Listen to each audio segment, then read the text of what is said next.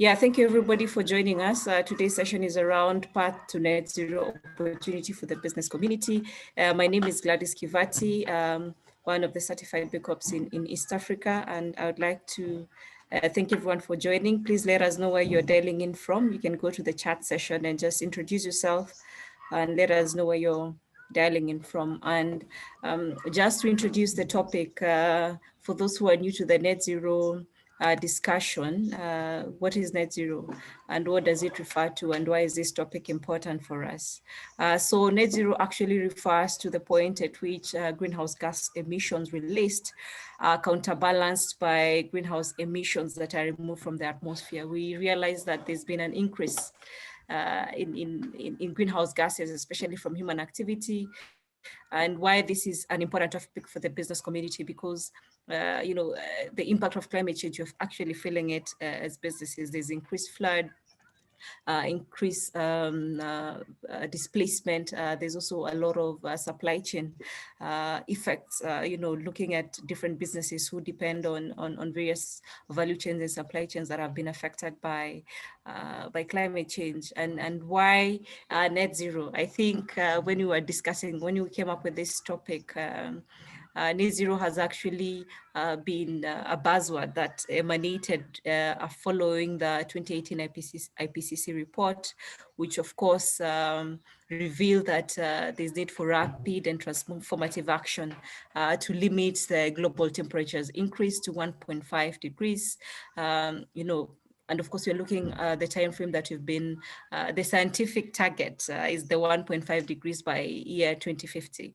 And why this discussion is important for us as Africa, we realize that Africa really has different priorities when it comes to dealing with, say, the adverse effects of climate change.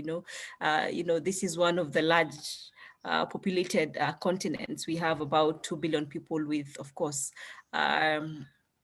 a potential increase, of that number. We see a lot of urbanization that is happening in the continent currently. And I know most African countries have committed to reduce their emission by signing and committing NDCs.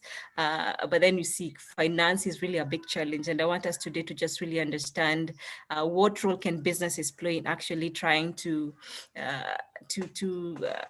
put in place practices day to day, because I don't think as Africa, and maybe anyone in the panel can really tell me if I'm right on this, that we are really ambitious, especially in achieving net zero, because of the financial implication and some of the policy implications that have not yet been put in place for us to achieve there. And this is because of the unique challenges the African continent presents, especially around this whole issue, discussion around climate justice and climate change. And so today we'll just be hearing what businesses are doing and looking at it from practical solutions of what businesses are doing day to day to just, achieve some of the targets or really get to that point of reducing, say, carbon emissions in one way or another. So I would like to introduce my panelists, and even just before I go ahead, a little bit about sustainable business consulting. We are an ESG advisory and a sustainability consulting firm headquartered in Kenya, but our operations run across Africa. Why this topic is important for us is we support businesses as well as large and small businesses in trying to put in place operations that can actually offset carbon and also reduce carbon emissions from the operation. So we may not really achieve the net zero mark by 2050 because for Africa, this is a big task, and we have different priorities as an African continent, trying to deal with some of them business challenges currently, but we believe that the business community has potential to do activities or even near that point of reducing emissions at whatever level. So at this point, I'd like to introduce panelists who are with me today. So I will start over with Olivia, and then of course, Olivia, you can just you can introduce yourself, why this topic is important to you. Then we go to the next panelist, and then we dive deep into the discussion altogether. And if you have any questions regarding the session, kindly feel free to just type in the chat and we'll pick it up from there. Thank you. So over to you, Olivia. Great. Thank you, Gladys. Hello, everyone. I'm super excited to be part of this conversation. By way of introduction, my name is Olivia Miro.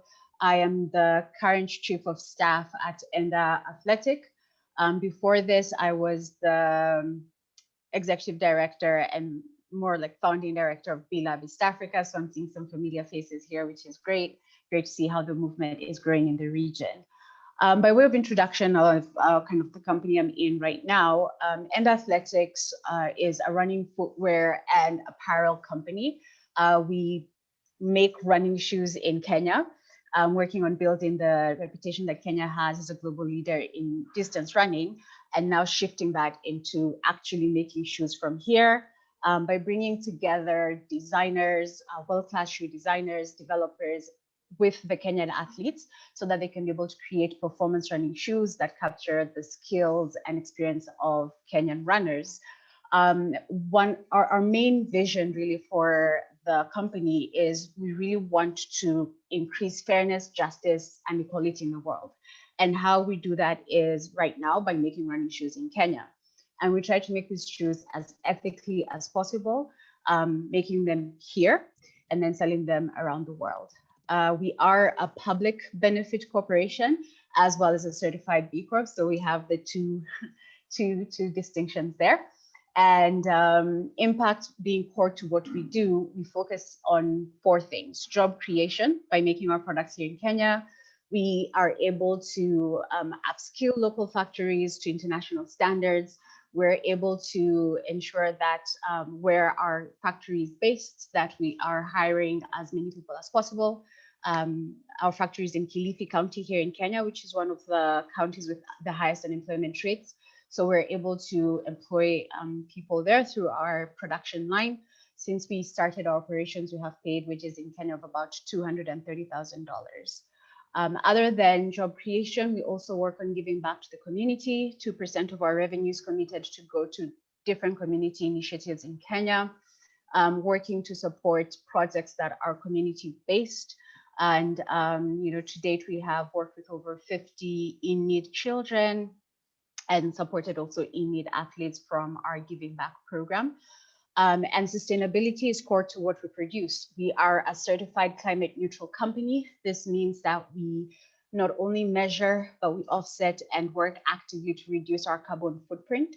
And Climate Neutral, for those who don't know, is a nonprofit that now comes in and verifies that we are actually doing what it is that we say. We are the first African company to get the Climate Neutral certification, the first running shoe company here in Africa to get this certification as well. And we also work around the sustainability angle to ensure that we are reusing material where we can, and using reusable material. For example, our packaging, we don't put our shoes in boxes or our shirts in boxes. We instead put them in reusable bags so people can use it in their runs or just to go for shopping. So that's where I work, and the big goal here is really working to change how the world not only sees Kenya, but how it sees Africa, not just as a place where we consume, but where we can produce world quality products and push the right agenda in developing the world sustainably. Yeah, thank you so much, Olivia, for that introduction. So I'll move over to Joel and then Hassan. I'm not sure if Hassan is on the call.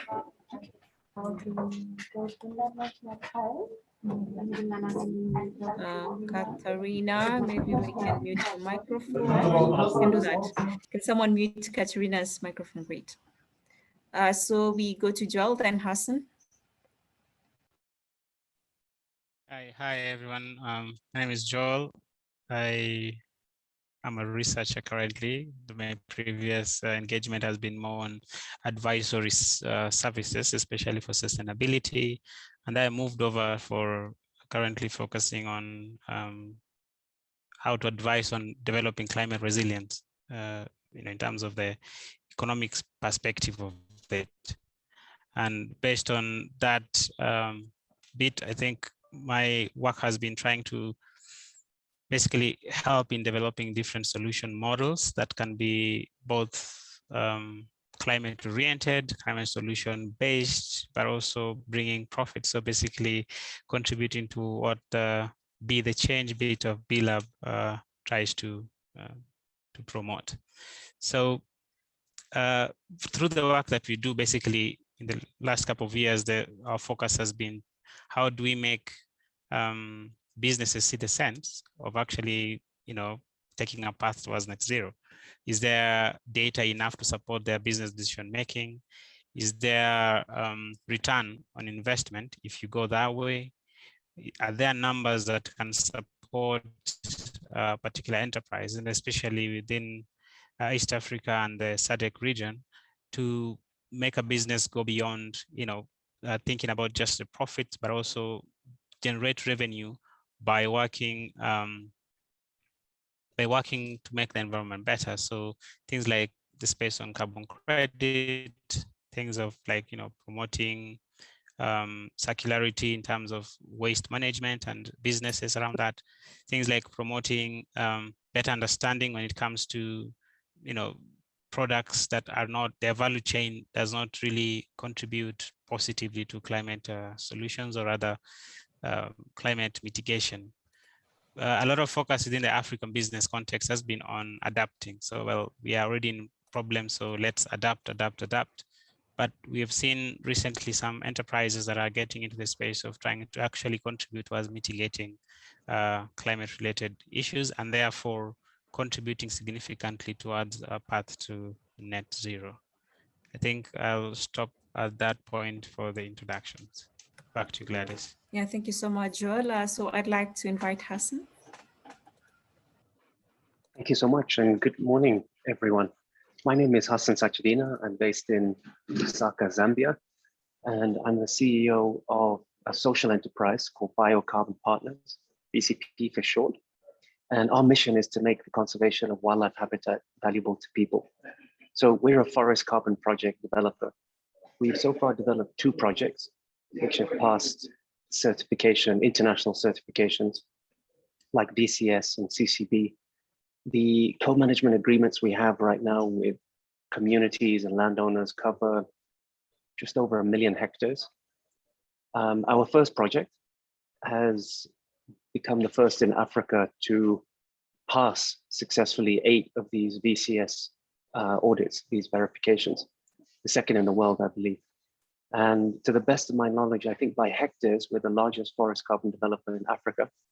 And by social impact, I think, if I'm not mistaken, we're the largest in the world. So we've quantified that there are about 236,000 beneficiaries of our work, working across 2 provinces. And in the last 2 years, we've channeled about $4.5 million in direct revenue to these communities, in direct payments. So this is during a pandemic, when of course tourism collapsed. But even pre the pandemic, these kind of flows from communities protecting forest and essentially selling a service that's globally valuable would have been much more than tourism, logging, mining, any other land use in the area. So it's really quite transformational. It works, and it's working. Encroachment is reducing. Household average income is increasing, approximately 171% over the last 5 years. And this is when Zambia has entered a recession. So these communities are benefiting from climate change mitigation activities and participating. We're also climate positive. What that means is that since we were founded a decade ago, we've offset 100% more than we have emitted from our operations. And that's important because being carbon neutral isn't enough anymore. We've got to remove 1 billion tons of carbon from the atmosphere by 2025, and then more than that to stay below the 1.5 degrees Celsius target that Gladys mentioned to us in a great intro. So climate positive is important to us, and not just 10%. We decided to go 100% climate positive. We're also a B Corp, and it's great to be here with you today. Thank you so much.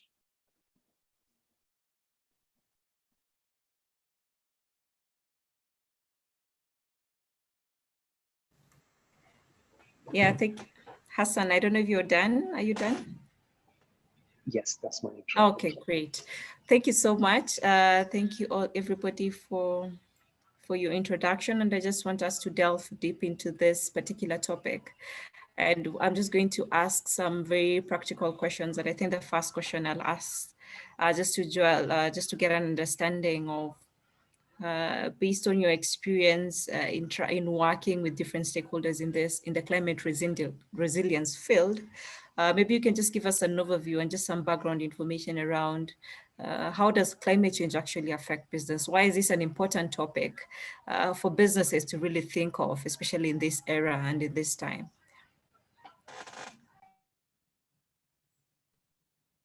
Yeah, thanks, Gladys, for that question. I think there are two ways of looking at how climate affects business. I mean, there's the positive side of it, that climate change provides an opportunity for people to start looking for solutions.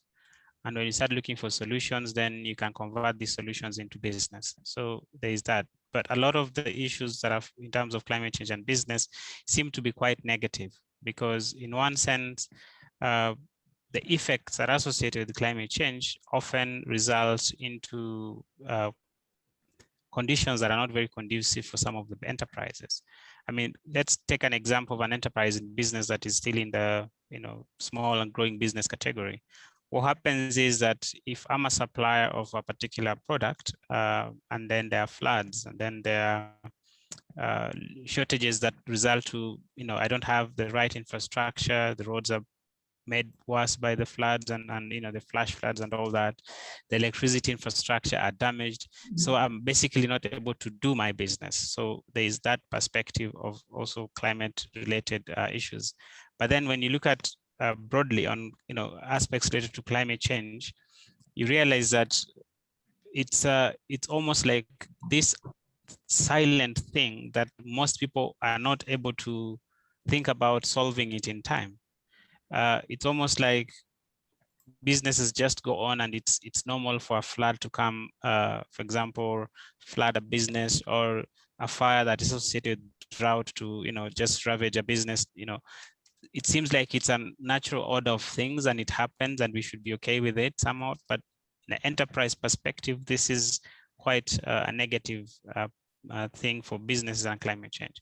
So if you look at from the natural science part of it, so we're having sea level rises, we're having shorter seasons or longer seasons, we're having wetter dry seasons or drier wet seasons.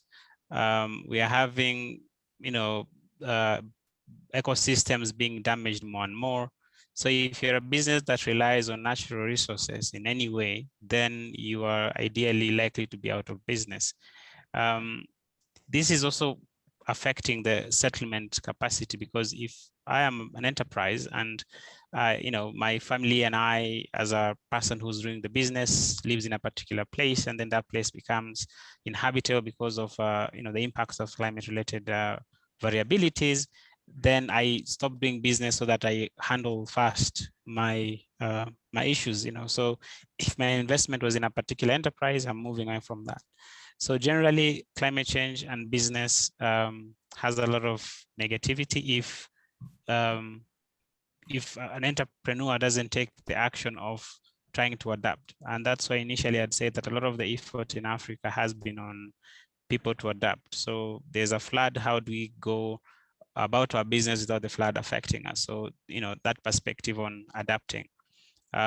Recently, and perhaps maybe we could hear a little bit more about that from Hassan later, the whole idea of carbon trade, the whole idea of, transferring, almost like transferring burden of handling climate change by trading different aspects, incentives like taxations on different products. This ideally are contributing in some ways towards people putting some effort that could contribute to mitigation. But in many ways, climate change is ideally negatively affecting business bottom line, materiality, and the potential to even mitigate business associated risks. Back to you, Gladys. Yeah, thank you so much, Joel. And maybe just in line with climate justice, and some of these things have been alluded by Joel, there's extreme weather events, there's droughts, floods, there's sea level rise, and all these things, of course, are critical to entrepreneurs. And when you speak about climate justice, we're seeing that, businesses that are, I don't know if you could hear me. Yeah, so businesses that are supporting, say, the vulnerable community, say the base of the pyramid, or even low-income consumers are the ones that are mostly affected. And maybe this is a question that I'll actually pose to you, Olivia, and with your introduction with what you're doing with Enda. So looking at all these climate risks and looking at the African ecosystem in which you're operating in, how is it viable for someone to actually develop a strategy that is looking at addressing these climate risks and still become resilient? Because based on your introduction, I think you're trying to showcase how Enda has put in place strategies to ensure that they are able to, circumvent these risks that are maybe brought about by climate, among other adversities that we've seen in the recent past, even currently, even with COVID-19. And just maybe the question is, how does a business develop a strategy that is focused on addressing climate risk and still emerge resilient? Sure, I'll attempt to answer this as best as I can. Well, first on this issue of climate and how it relates here when you're talking about climate justice even. One of the key things that I know I've bumped into, not just in my work at Enda, but even when I was at Belab and in other different capacities, is climate as a challenge that we experience right now in Africa. Most feel like we've inherited it, right? We were not the ones who were doing the irresponsible manufacturing. It's kind of like it's the West that did this, and then because we're in the same earth, we get the negative impact. So it's always one of those things where if you talk to business leaders, it's like, well, that's why it's a silent thing, right? Well, we're not the ones who contributed to it, but then you're asking us to change our business practices to take this into consideration as a strategic thing, based on the work of other people outside of us. So I just wanted to kind of frame that in a way that it's a problem most people feel like we've inherited, but it's still something that we contribute to in the region. And so when you talk about how a business can make it, as a strategic thing, as Joel mentioned, in as much as we haven't contributed a significant amount to emissions, we have this opportunity where we could create our businesses not to go that way, right? We have the opportunity to change up how we do manufacturing, how we consume, how we even package things. So it's businesses looking at it and saying, we don't want to end up where we have been brought, by trying to be as innovative as possible in how we produce, how we consume. And so with Enda, that was the idea behind it when it was started. So it's, we've seen how the Nikes of this world have grown, but we don't want to follow that same path. So how can we do it differently? With our shoes, again, we, as I said, we try to reuse materials. So making our uppers for the running shoe using recycled plastic. We chose to use different packaging, so reusable bags instead of the traditional boxes that most people use when they're in the apparel and footwear industry. So it's really trying to look at what are people doing that are negatively impacting it, and then trying to flip that in how you do it as a business. Reaching out to other competitors in your industry is also good. Reaching out to associations in the industry that you're in is also good, because you get insight from a bigger collective than just what you're seeing. Trying to see what is different. It doesn't even have to be reaching out to your direct competitors. It could be to somebody who's in a totally different industry from you, and hearing from them what they're doing, and trying to incorporate that into your strategy. But I think as I say all of this, the first part where you start as a business is to really, in your strategic design, start the same way we start our strategy by looking at how do we want to be profitable, also looking at how do we want to mitigate these risks that we have when it comes to climate and when it comes to the societal impact. So really building into that risk metrics, this idea, so that you're not bumping into it and you're not being reactive, you're actually proactive.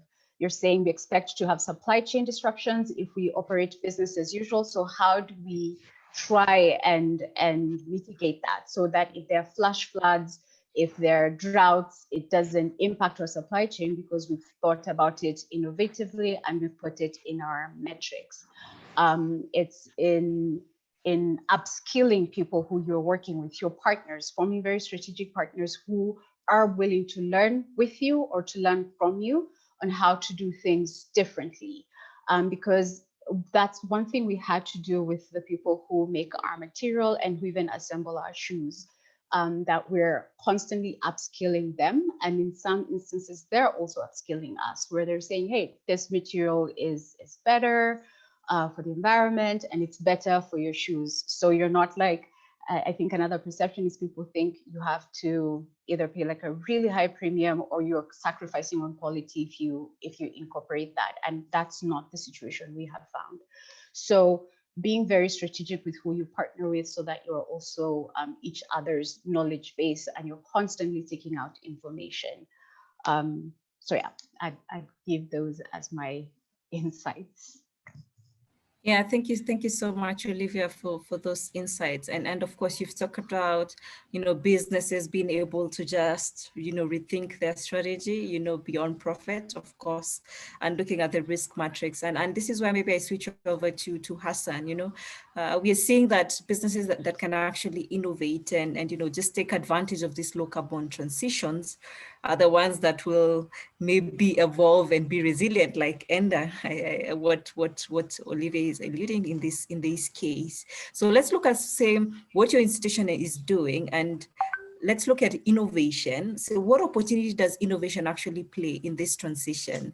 And here we are talking about the low carbon transition, because what you're speaking about is what Olivia has just talked about.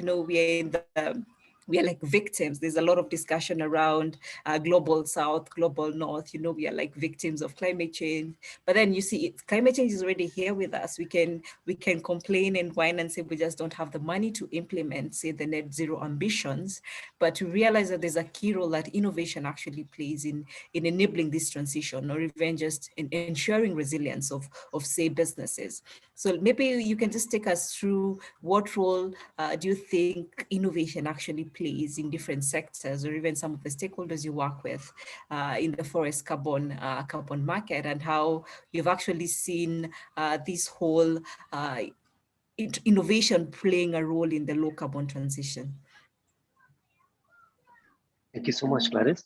So it's an important question, because when we look at human-caused emissions, about 11% of total human emissions are caused by deforestation, but around 24% is caused by deforestation and land use, agriculture. But the important thing to note about Africa is that 50% of our emissions, roughly, come from land use, ag and deforestation. So it's really an important sector if we're going to try and reduce carbon. And when we look at, let's say, Maslow's hierarchy of needs, the climate change impacts, they really do attack the two most fundamental needs, in terms of physiological and safety.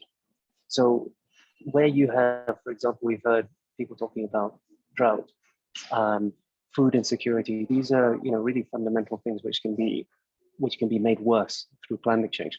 So I'm originally from Kenya. About 10 years ago, I moved to Zambia because at that time, Kenya was down to less than 3% forest cover. Zambia is over 60%, but has one of the highest deforestation amounts of any African country, and is in the top 10 per capita of emissions from deforestation. So most of our competition in Africa is actually companies which are American or based in Europe. And so it was really a fundamental point for us that we're an African company.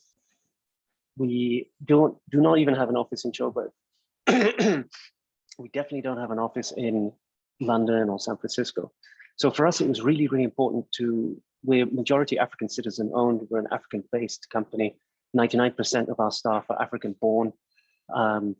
These are really, really important issues for us because our key USP is that we're within 3 hours drive of the communities with whom we work. So if there's a problem or a forest fire, we don't have to try and mobilize ourselves from San Francisco. However, that is also one of our biggest weaknesses because the market for these carbon credits are primarily European. And in order to network, it makes it very, very difficult for us being so far away from the market. We fortunately have been able to overcome that. And we've reduced about 7 million tons of carbon over the last decade. And we've been able to sell most of it. The issue around innovation is really important because what we were told when we started a decade ago is that these skills of forest carbon science, they don't exist in Africa. And we rejected this. I rejected this categorically. I grew up in Nairobi and this stuff is not rocket science. So it's been a very important issue for us that our carbon team is staffed by African citizens. And so when it was interesting, I think it was at one of the climate conferences, 2013, I think, we met the lady who wrote the book on community forest monitoring. She said to us, you know, the next step is going to be digital data capture by community members. We said to this author, we're already doing it in Zambia. And she was shocked. She's like, you've been able to train in terms of, yes, it's already happening. And this isn't, you know, everyone has a mobile phone. I mean, I don't see how this is so surprising. So the other issue we had was that some of the IP we had to generate and develop internally because, for example, some of these algorithms, in order to figure out how all of these models work, we had to develop those. And again, we were told it's not possible. So what we are trying to work on in terms of innovation is a number of different ones. One is methodological. These carbon methodologies, it's a very relatively new sector.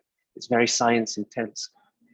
And it requires constant refinement so that the carbon credits are real, they're verifiable, there's no accusation of overcounting or you're not undercounting, you know, that sort of thing. So that's one of the key areas that we're working in terms of innovation is really around the tech, is how can we use digital tools to make forest carbon monitoring more efficient and more resilient and easier, and of course, more affordable. Thank you. Yeah, thank you. Thank you so much, Hassan. And I think I'll circle back to you soon.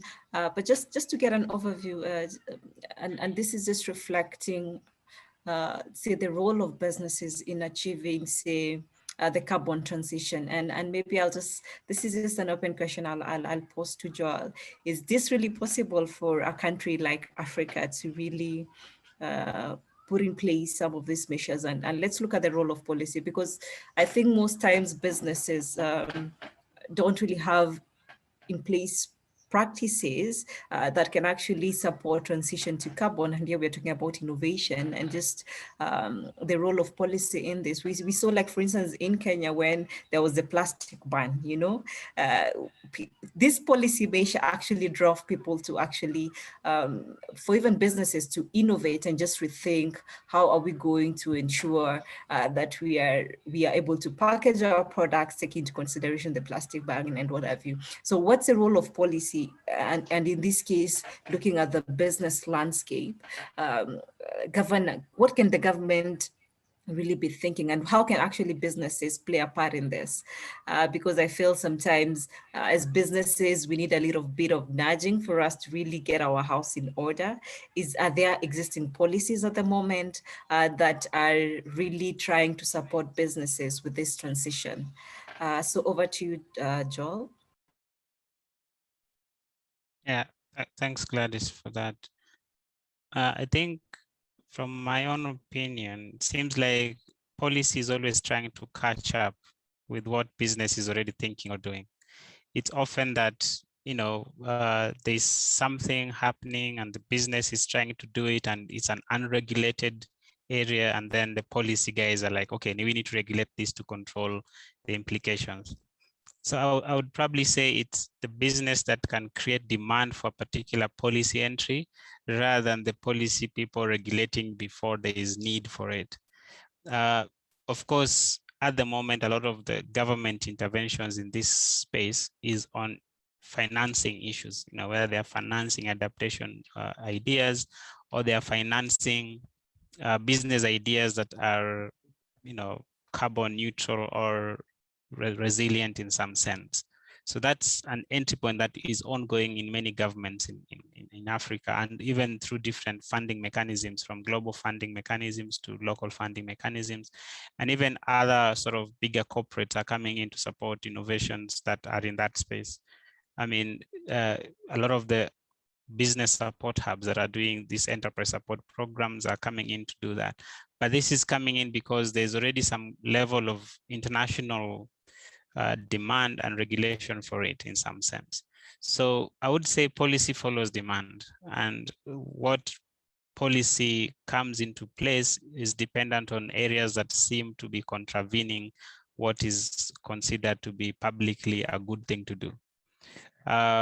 In Kenya, for example, there was this situation where there was someone who had wanted to have drone taxis. So until that person was trying to test it and put it into the market in some sense, it's the only time that the authorities responsible for that sector started coming up with issues like we need to regulate the space below the regular airspace to to give licenses for people who are doing this kind of business. It's the same thing that we are seeing now with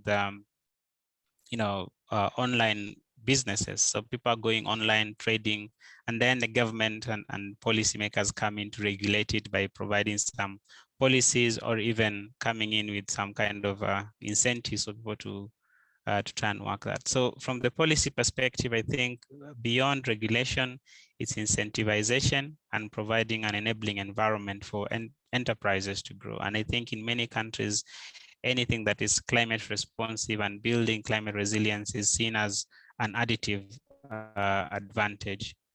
I'm not sure if I'm answering a question here, because in the end, I feel like policy always follows business, and it always follows the demand that businesses try to bring on board. So if businesses feel like this is a good place to start investing in, then it won't go a couple of months before you see a policy person trying to put a bill through parliament or something to incentivize either people or to make it difficult for people to do if it's something that is negative.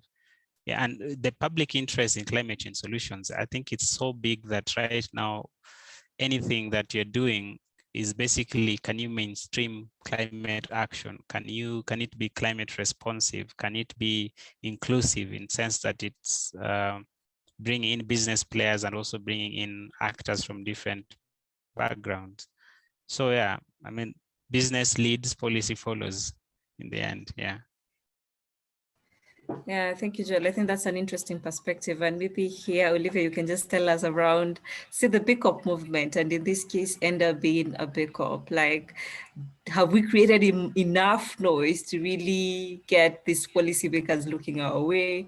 And maybe you can also speak around, because from where I sit and listening to even some of these decision makers, the idea is not really getting to net zero, but it's just being net positive. Is it possible?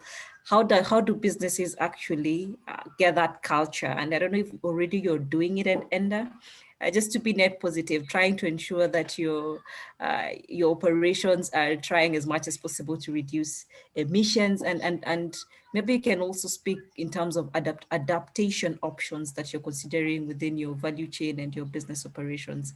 So I think those are like 3-in-1 questions. The B Corp movement, are we creating enough demand, and just looking at the culture among businesses and how actually that influences adaptation to, say, some of these interventions. Okay, I'll try. If I don't answer, just remind me, or Hassan, Joel, help me out. Well, to start with, making enough noise, picking up from Joel, policy follows where demand is, and I'd say demand varies from country to country in Africa. So I'd say where South Africa is versus where Kenya is versus where Zambia is versus where Nigeria is, we're all at different points.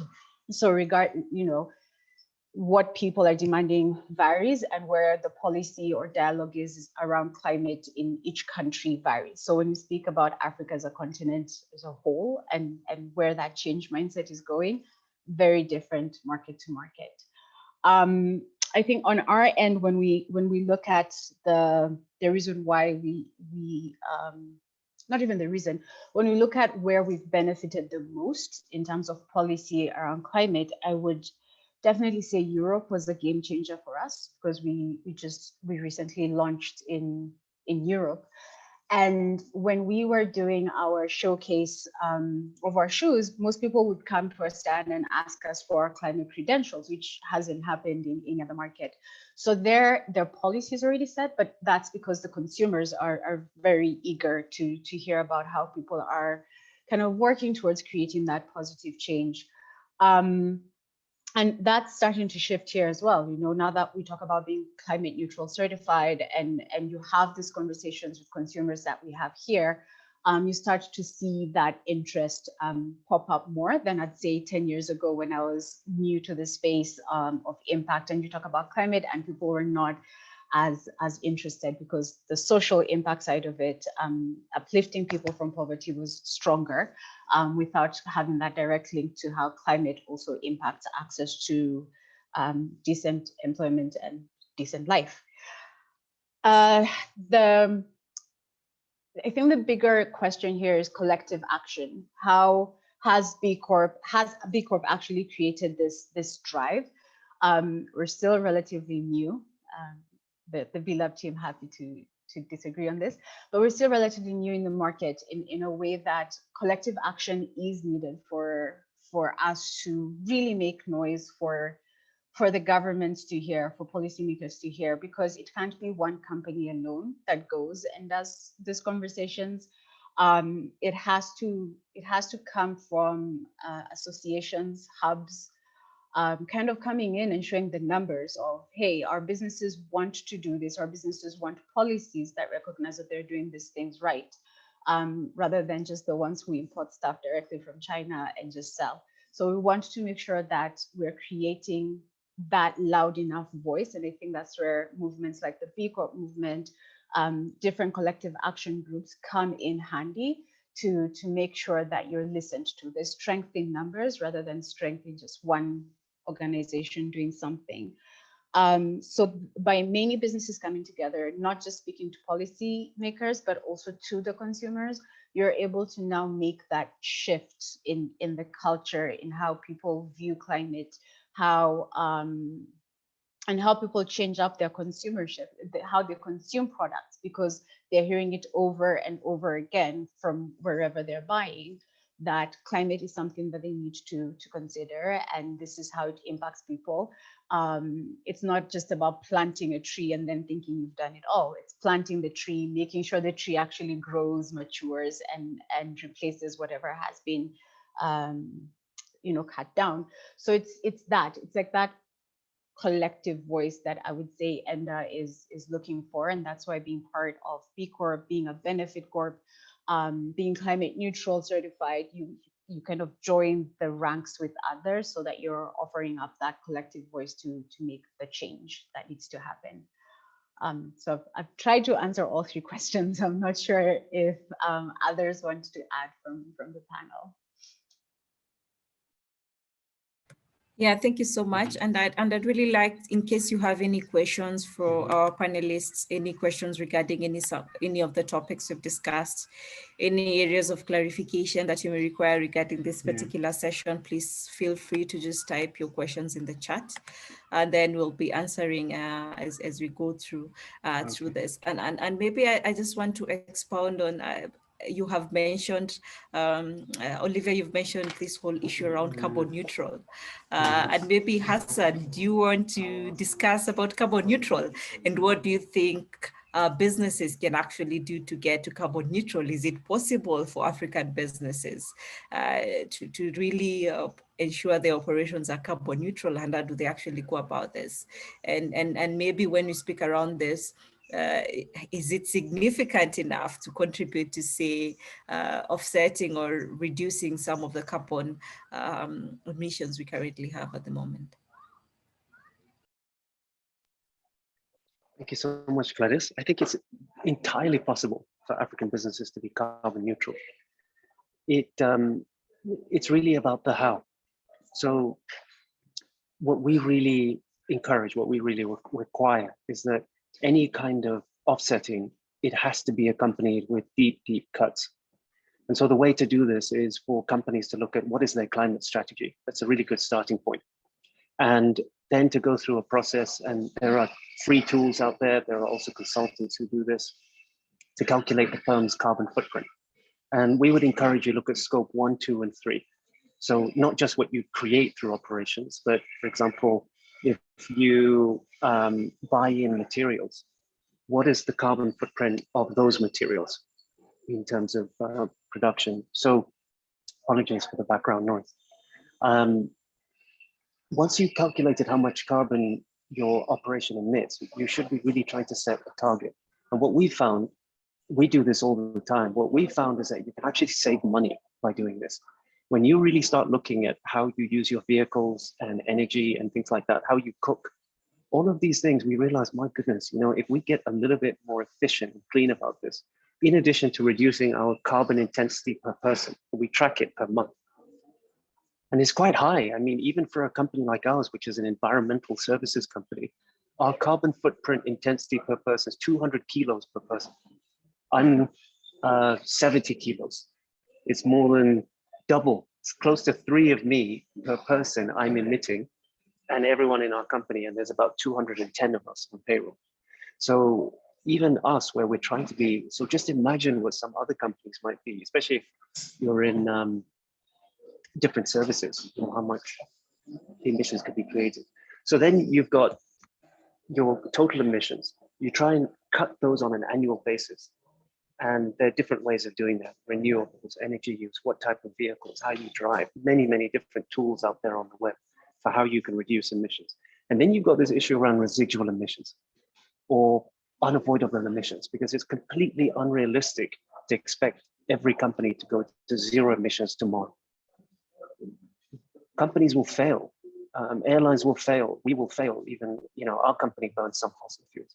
So it's about a transition. So it's about aggressive cuts, and it's about offsetting for the remainder. And we really encourage everyone to not think carbon neutral anymore. Go beyond that. We have to remove more carbon than we're putting out right now in order to hit these 2030 targets. So it doesn't have to be 100% climate positive like we're doing. Even 10% is fine. You know, there are companies in Europe who are 10% climate positive. Max Burger, a fast food chain in Switzerland, is an example of that, and there are a few others. So we would really encourage, and there are some great African projects which are creating forest carbon credits, for example. They're really affordable. You know, the average trading price is under $10 a ton of carbon, and in some cases, you know, even more affordable. There are some great projects which have really strong co-benefits on the social and the environmental side, and there's an emissions reduction. Whatever you do, do not buy Asian or Latin American offsets.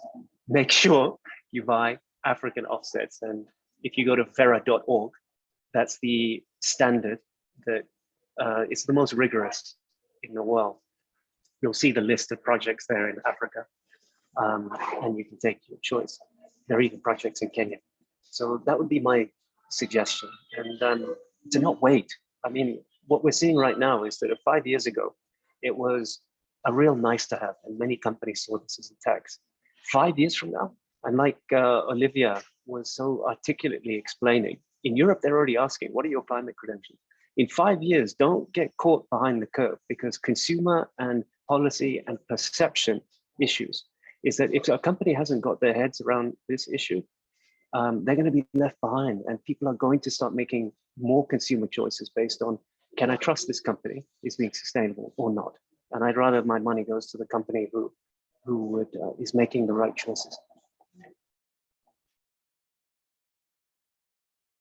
Yeah, thank you so much, Hassan. And I have someone called Stan. He's asking if you can share the links, I think, to the Vera standard sites. I think, yeah, you can go ahead and do that. Yeah, it's vera.org. Yeah, so I don't know if we have any questions, because I just have one more question, and then from there we can do, say, closing remarks from the panelists. Is there anyone who wants to raise a question, a point of clarification? You can raise your hand. You can just unmute yourself and just start off. I don't know if you've really got an understanding of, you know, as a business, how can you actually start transitioning to net zero and just put your house in order to contribute to this emission journey with your business?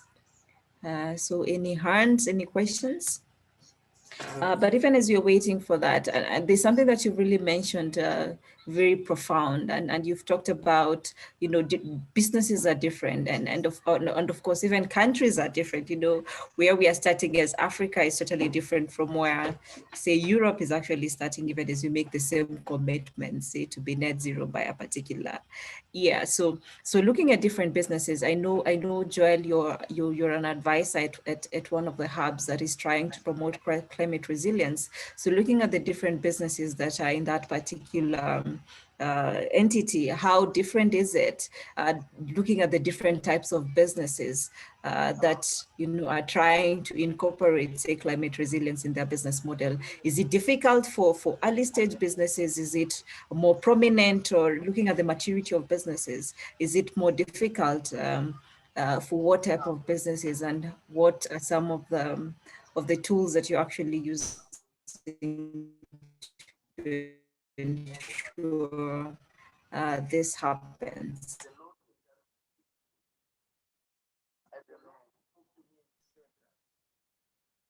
Yeah, thanks, Gladys. I would say that, you know, enterprises are different both by scale and also stage. I mean, even within, say, ventures, you still have the early stages and the startups towards the venture. We have the growth stages towards the ventures. So I'm thinking that I think that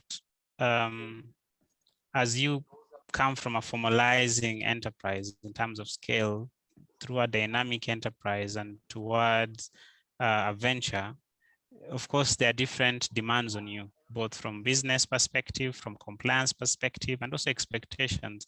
And I like what Hassan is saying, in the sense that climate compatibility seems like it's a now thing, but is the in thing for the future, because the consumers are going to look at, you know, your carbon credentials and looking at climate credentials and all that. Like, what are you doing? It's the same thing that now we're having sustainability as a value proposition. You know, I'm contributing to sustainability. It's the same thing, like social impact is now something that people look at. Is just, you know, so that level of contribution towards sort of decarbonization, or even, you know, net zero sort of path development is going to be a necessity. And it's going to get to a point that maybe whether you're early or you're growth stage or you're formalizing or your venture, you need to have done that. But at the moment, a lot of the enterprises that are getting into hubs, for example, or competitive, you know, options for business support or business development spaces, some of the intermediaries actually incorporating the question of what is your climate responsive level. For example, you know, the ESG framework review, and a lot of the funders are also looking at that perspective, but it's not common across all the businesses. It's easier for venture businesses to get into that space than formalizing, because their demands and their investment, sources of their investment that is different. I mean, formalizing are still using a lot of personal money, for example, while venture are targeting big time financing and funding. So it's easier for the ventures to get there, but for the formalizing, it's still a struggle for most of them to see value in it from the onset. Yeah, back to you, Gladys. Yeah, so we're on top of the hour. I still see no questions, but I just want to invite the panelists to give their closing remarks. And then in case you have any point of clarification, please, there's still time for you to raise your hand or to type your question.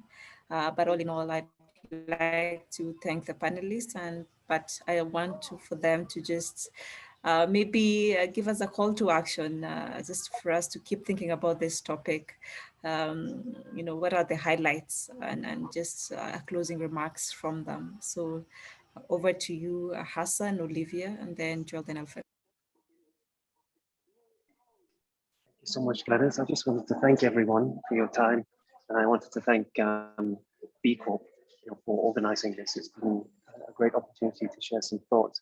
I think just to echo the earlier call to action is for everyone in terms of at a household level and at a company level to look at how you can begin reducing your emissions down to that level where, and then where you can't reduce, immediately look at high quality African forest carbon projects to offset and to be aggressive about it. There is obviously going to be some cost involved, but the way this can be done can also help to save money in the medium to long run.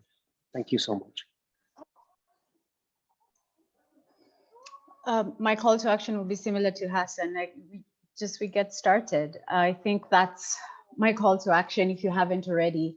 We at Enda started it pretty early on in our days, like from the get-go, thinking through changing our packaging, just so we build the practice early on.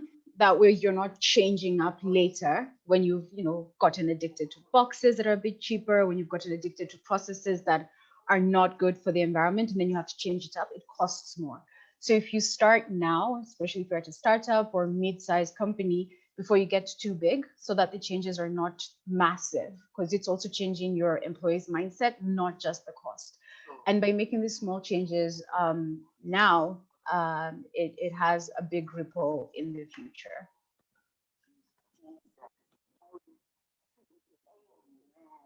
Yeah, I suppose I'll join both Olivia and Hassan to say it's time is now to start this, and also to encourage enterprises to use data that is readily available in many places to advise on,